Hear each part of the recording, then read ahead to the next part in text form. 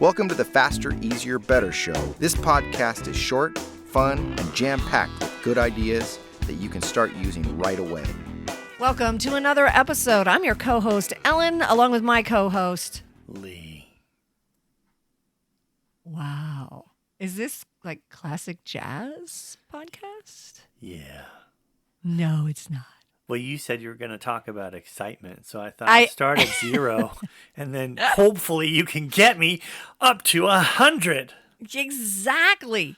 No, I wanted to talk about why it's important to be excited about the things we're working on, our goals, our habits, things like that, and what we can do to bring the excitement back. Because when we're not excited, we don't do things. Well, you could just tell by my voice. I want to get that done versus, let's do this. Come on. I'm totally into it. Let's go. Come on, Ellen. Let's make this episode great. Let's make this the most fabulous episode ever. I'm excited to be here. No. I'm not faking it. You're not faking it. I had to fake the lazy part, or not the downer part, but the up part. That's me. Hey. Yes. Well, one of the problems we run into, especially when we're working on something that is going to take a while to achieve, there's that exciting point at the beginning. Woohoo, we're working on this. And then as we get closer to the end, we get excited. But there is that messy middle where it becomes boring.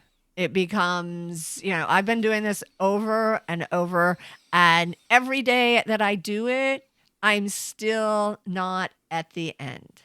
And whatever that applies to, whether it's, putting together a presentation, losing 20 pounds, writing a book, anything, there's that point where the excitement level's just not there. And with no excitement level, there's no real impetus to get in there and do what we're supposed to do. Well, if there was one thing that would carry through every single episode, for me anyway, that is the secret. This is it. If you only heard one thing and learned one thing from our show, from me, it would be this. Everything you do, that if you try and find a way to do it faster, better, easier. That's where the whole idea for the show came from. If you do that for everything, it's not boring anymore. You're challenging yourself.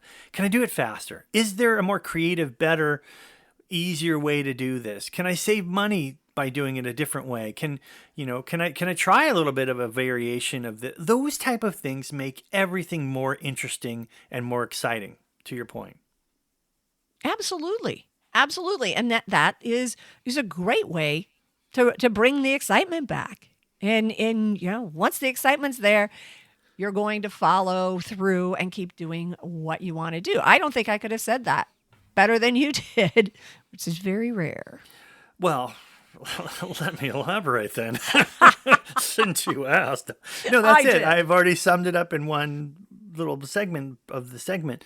But the truth is, when you have something big, and like you said, you're excited to start, you're thrilled to finish, it's the middle. That's why another thing that I think I must have said 1,000 times, but it's effective and efficient, is that you got to have these milestones that you celebrate. Yes. Instead of just the beginning, your built-in excitement. The end, also kind of built-in excitement or relief. Finally, it's done. But the middle, there should be rewards for reaching benchmarks, and so that you are pushing yourself to do something on, put a deadline on it. So you have to do something by a certain time. Somebody said the difference between a dream and a goal is having a deadline on it. Yeah. A dream is always out there. A goal is something, I'm going to do this by this date, and it looks like this, and it's specific. And I agree with that. I think that having a deadline to focus on and a reward for reaching that deadline or that milestone, man, that gets me excited.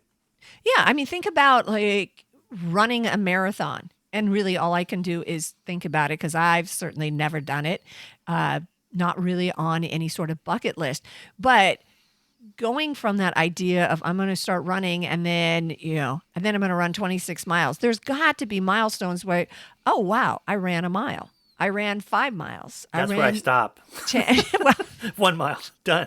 Is that a marathon? Does 1 mile a marathon make? It would feel like it. It would, for me, it would feel like it.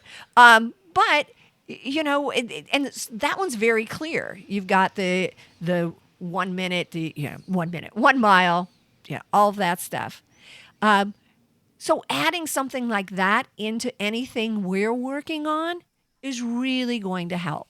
And studies have shown that we work harder the closer we are to the end of something. So having those milestones is going to give us a little oomph to get to that milestone, and then we're going to have another one and another one. Great idea. Yay, thank you. Are you done? No, I reached my milestone. I hit your all milestone. Okay. Check. We've reached our milestone as well. Remember that you can ask your home digital device at any time to just play the most recent episode or pick a number, and they will do it for you. You don't have to touch a thing. Listen at home, and always be back with us next week for another episode.